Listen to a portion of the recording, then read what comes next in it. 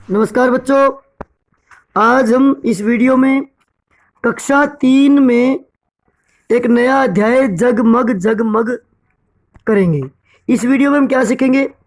आधा तथा दुगना, तीन गुना के बारे में जानेंगे। आधा क्या होता है, दुगना क्या होता है, तीन गुना क्या होता है, और भिन्न भिन्न धारकों की धारिता लीटर में अनुमान लगाएंगे, आयतन को समझेंगे। चलिए आज की वीडियो हम शुरू करते हैं। ये दो मटके आपको दिखाई दे रहे हैं, मटका नंबर 1, मटका नंबर 2। इस मटके को हम इस गिलास की सहायता से भरते हैं। इस मटके में इस प्रकार के 20 गिलास आ जाते हैं।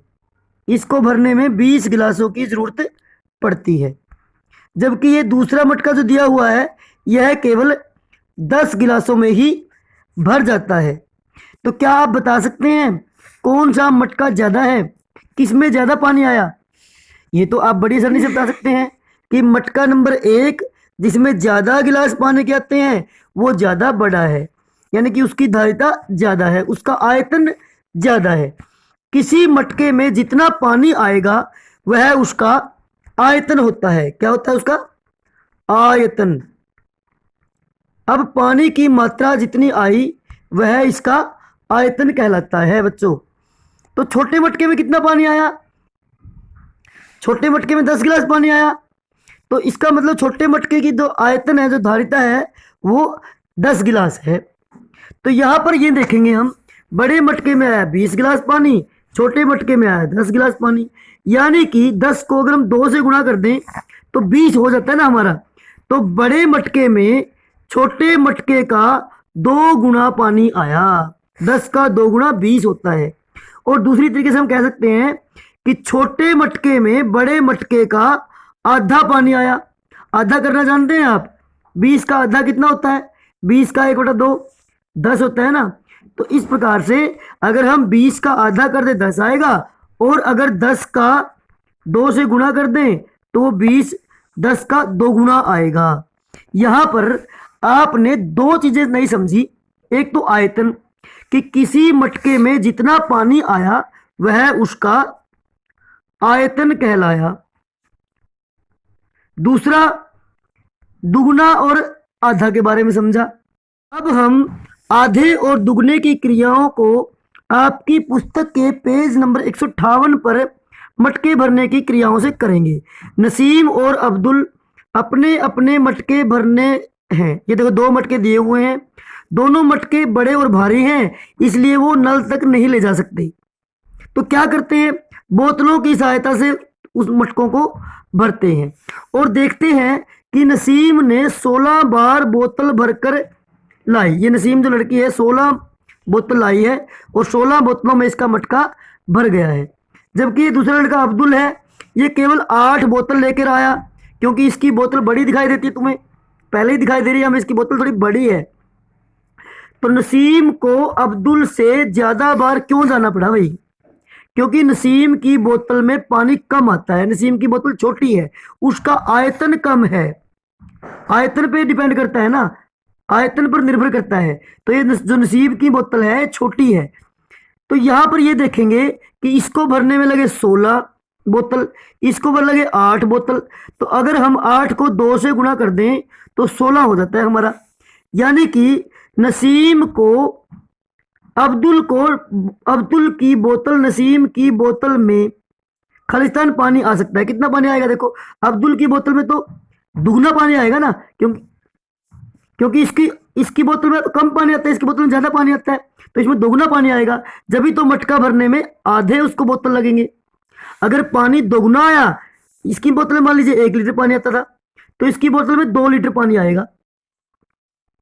नसीम की बोतल में 1 लीटर पानी आता है, तो इसको 16 बोतल लगी, तो 16 लीटर पानी मटके में आ गया। इसकी बोतल में 2 लीटर पानी आता है, इसको 8 बोतल लगी, तो 16 लीटर मटके में आया। तो इसका मतलब क्या है कि जो अब्दुल की बोतल है उसमें दोगुना पानी आ सकता है। अब यहाँ पर ये 2 मटके दिखाए गए चित्र नंबर, अगले चित्र में मटका 2 में पूरे 11 गिलास पानी आता है। छोटा मटका है, इसमें 11 गिलास पानी आ सकता है। जबकि मटका 1 में, मटका 2 से दोगुना पानी आता है, इसमें 2 गुना पानी आता है। 2 गुना यानी कि 2 से गुना कर देंगे तो इसको भरने के लिए कितने गिलास पानी चाहिए? 11 को हम 2 से गुना कर देंगे तो इस प्रकार से हमारे पास 22 गिलास पानी आ गया। यानी कि मटका 1 को भरने के लिए हमें 22 गिलास पानी चाहिए। अब हम आपकी पुस्तक का पेज नंबर 159 करेंगे। इसमें क्या दे रखे है? गड्ढे भरने की क्रिया कर रहे हैं। ये कई बच्चे दे रखे चित्र में, देखो कौन कौन से बच्चे दे रखे हैं। कोहिमा के पास एक शहर है, ये देखो शहर का है, इसमें बहुत बड़े बड़े गड्ढे हो गए हैं। बारिश से पहले छोटे छोटे पत्थरों से उन गड्ढों को बच्चे भरना चाहते हैं। गड्ढे, ये ए गड्ढा, ये ब गड्ढा और ये स गड्ढा, 3 गड्ढे हैं। गड्ढे ए को भरने के लिए 9 मग पत्थर लगे, इसको भरने के लिए 18 मग और स को भरने के लिए 12 मग। एक को भरने में 9, दूसरे को 18 और तीसरे को भरने में 12 मग पत्थर लगे। पत्थरों से भर रहे हैं ना। चित्र में सही गड्ढों पर ए ब स लिखो। अब बताओ कौन सा गड्ढा बड़ा है? जो गड्ढा बड़ा है उसमें ज्यादा पत्थर लगेंगे ना, ज्यादा मग लगेंगे।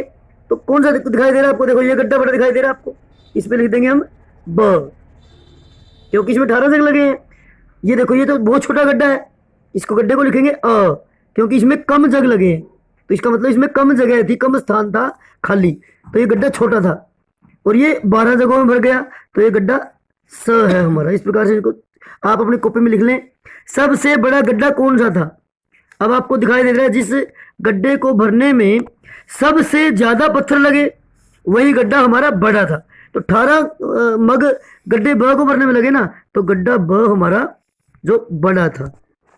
अगर गड्ढों को भरने में जग का इस्तेमाल किया जाए तो गड्ढा ए 5 जग से भरेगा।